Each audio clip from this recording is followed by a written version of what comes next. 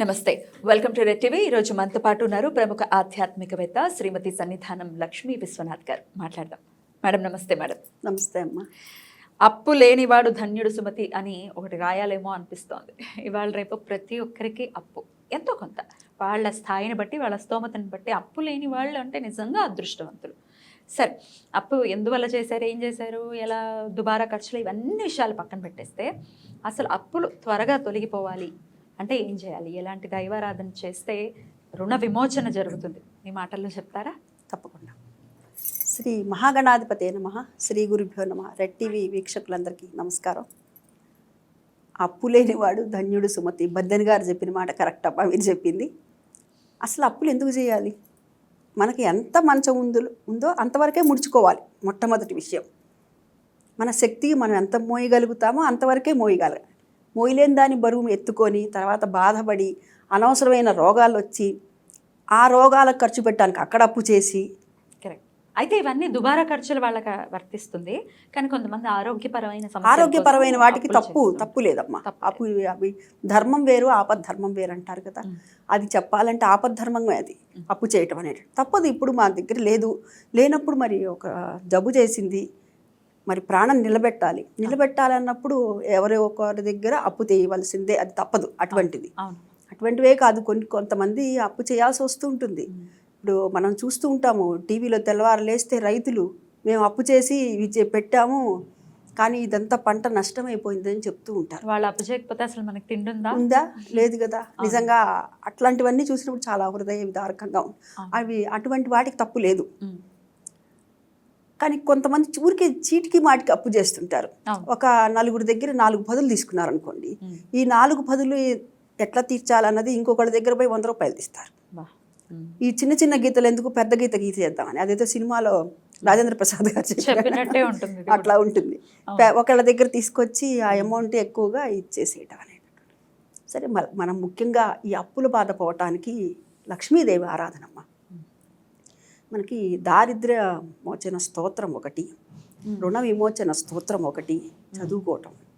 తర్వాత లక్ష్మీ అష్టోత్తరం ఉంటుంది కదా, ప్రకృతిం వికృతిం విద్యాం అని మొదలవుతుంది కదా స్తోత్రం. నేను చెప్పింది అష్టోత్తరం కాదు, అష్టోత్తరమే స్తోత్ర రూపంలో ఉంటుంది. అది దారిద్ర్యానికి ఎవరైతే బాధపడుతుంటారో దాంట్లో ఏముంటుందంటే చివరికి అంబా పరం శతం అని ఉంటుంది. అంటే ఒకేసారి కూర్చొని 100 సార్లు దీన్ని చదవాలి. ఎప్పుడు చదవాలి? భృగువారే శుక్రవారం రోజున కూర్చుని ఒకే చోట ఆ తల్లి దగ్గర కూర్చొని 100 సార్లు చదివితే మనకు అప్పుల బాధలు ఉండవు. అది ఒకటి. రెండవది కనకదారస్తమం అని, ఆ తల్లి చాలా బాధపడుతుంటే అపర శంకరులు, ఆది శంకరులు వారు వెళ్ళి ఆ తల్లిని అడిగితే, ఆ తల్లి వెళ్ళి ఏమి ఉన్నాయి ఏమీ లేవంటే ఒక్క ఉసిరికాయ ఉందని వేస్తే అది బంగారు ఉసిరికాయల వర్షం కురిపిస్తాడు కదా. కాబట్టి మనం ఎవరిని ఆశ్రయించాలి? తల్లిని ఆశ్రయించాలి. వందే వందారు మందారమిందిరానంద కందలం అమందానంద సందోహ బంధురం సింధురాననం అని గణపతి ప్రార్థనతో మొదలుపెట్టారు. అంగం హరే పులక భూషణమాశ్రయంతే భృంగాంగనేవ ముకులాభరణం తమాలం అంగీకృతాకిల విభూతిరపాంగలీలా మాంగళ్యదాస్తు మమ మంగళ దేవతాయ. ఈ విధంగా మొదలైనటువంటి కనకదారస్తవాన్ని కనుక మనం 41 రోజులు చేస్తే రోజుకు ఒకసారి చాలు. సమయంలో చేయాలమ్మా? ఉదయం పూట చేయటం మంచిది. కానీ ఉదయం పూట అంటే ఈ టైం లోపు అనేమైనా ఉందా? మనకి పూజలో కూడా చెప్పారమ్మా, ఉదయము 6 లోపల పూజ అయిపోవాలి ఒక రకం. అది 3 రకాల కేటగిరీలు చెప్పారు. తర్వాత 7 లోపల 2వ రకం, 9 లోపల 3వ రకం. ఈ టైంలో మన వీలుని బట్టి, అంటే కొంతమంది డ్యూటీలు ఉంటాయి కదా, వారి అనుకూలతను బట్టి ఏదైనా సరే 9 లోపల చేయటం అనేటువంటిది ఉత్తమం. అంటే దాని తర్వాత ఇంకా కన్సిడర్ చేయరు. 9ంటికి లేచే వాళ్ళకి ఇంకా మనం ఏం చేయగలిగింది ఇంకా వాళ్ళని. అది ఈ విధంగా చేయాలన్నమాట. 41 రోజులు రోజుకి ఒక్కసారైనా కాదు, ఒక్కసారి చేయాలి అంతే. అంటే నా ఉద్దేశం ఇంకా ఎక్కువ చక్కగా చేసుకోవచ్చు అమ్మ, ఎన్నిసార్లు అయినా చేసుకోవచ్చు.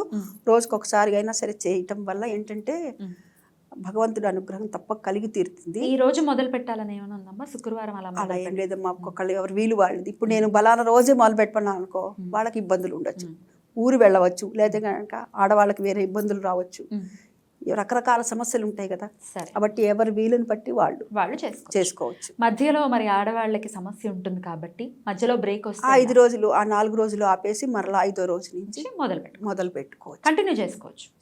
మళ్ళీ అక్కర్ల మళ్ళీ అట్లా కంటిన్యూ చేస్తే మళ్ళీ కట్ అయిపోతుంది. ఆబ్వియస్లీ అది తప్పదు కదా. ఇంకా ఆడవాళ్ళకి భగవంతుడు పెట్టినటువంటిదే కాబట్టి దాంట్లో అదేం లేదు.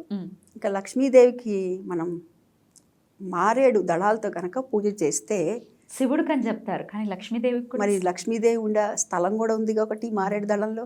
చాలా మందికి తెలియని విషయం.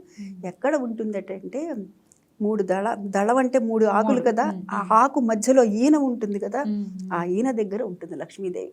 అందుకని ఆ తల్లి, నువ్వు ఇక్కడ కూర్చొని ఉన్నావు కదా, నీకు సమర్పిస్తున్నాను, నా ఇంట నువ్వు స్థిర నివాసంగా ఉండి నాకు ఈతి బాధలు లేకుండా, ఎటువంటి అప్పులు దారిద్ర్య బాధ లేకుండా నన్ను దీవించి తల్లి అని చెప్పి ఆ తల్లికి సమర్పించడం వల్ల మనకి ధనవృద్ధి కలిగి తీరుతుంది. ఓకే. అలాగే ఈ 41 రోజులు ఏమైనా విధి విధానాలు, నియమాలు ఏమైనా ఉన్నాయా పాటించాల్సింది? నియమాలు ఏమీ లేవమ్మా. మామూలుగా మీరు ఎలా ఉంటారో అలా, లేకపోతే ఉపవాస దీక్షలు కానీ ఏమీ అక్కర్లా. ఉదయం పూట విష్ణు ఆరాధనతో పాటుగా ఎప్పుడు కూడా చాలా మంది చేసే పొరపాటు ఏమిటంటే, కేవలం లక్ష్మీ పూజ చేయమన్నారు అనుకోండి, కేవలం లక్ష్మీదేవినే పూజిస్తారు. విష్ణుమూర్తిని కూడా పూజించాలి. ఉదయం విష్ణుమూర్తి, సాయంత్రం ప్రదోష వేళ ఈశ్వరుడితో పాటు ఆ తల్లిని పార్వతీదేవిని కూడా పార్వతీదేవి వాళ్ళు ఆ జంటని ఉదయం, ఈ జంటని సాయంత్రం కూడా ఆరాధించాలి. ఇప్పుడు మనమే ఉన్నాం మానవ మాత్రలో, మనం ఒక్కడనే పిలుస్తారు ఎవరింటికన్నా, మనం వెళ్తావేంటి అమ్మా మా వారిని పిలవలా, నేను వెళ్ళనమ్మా అన్నాం మనం అంటాంగా. 100% మరి మనకే ఎంతుంది, ఆ తల్లి మరి వస్తుంది ఏంటి. కాబట్టి ఇద్దరిని లక్ష్మీనారాయణ అంటే, ఇంకా నారాయణ పూజ అంటే కూడా ప్రత్యేకంగా ఉంది అంటే, ప్రత్యేకంగా ఏమీ అక్కర్లా. స్వామికి ఒక మారేడు దళం పెట్టి ఆయనకు ఒక తులసి దళం పెడితే చాలు, వచ్చేసి ఇద్దరు కూర్చుంటారు. రైట్. అలాగే అమ్మవారికి ఏదైనా ఇష్టమైన ప్రసాదం ఏదైనా సమర్పించవచ్చా? మామూలుగా కూడా శుక్రవారం రోజు కూడా మనం తీపి పదార్థం ఏదైనా అమ్మవారికి నివేదన చేస్తాం. ఎందుకంటే గుడాన్న ప్రీత మానసాయ నమః, పాయసాన్న ప్రియాయ నమః అనుకుంటాం కదా తల్లిని. అంచేత ఏదైనా సరే తీపి పదార్థం ఏది కుదిరింది అది. ఎప్పుడు ప్రతి శుక్రవారం కూడా మనం పాయసమే పెడుతుంటే మన పిల్లలే మనమే ఊరుకోరు, బోరు కొడుతుంది కదా. ఏ తీపి పదార్థమైనా మీకు మైసూరు పాకు తినాలని ఉంటే ఆ తల్లికి చూపించి తినేయండి. ప్రసాదం ఏది అంటే ఆ తల్లికి పెట్టడం, మనం స్వీకరించడం.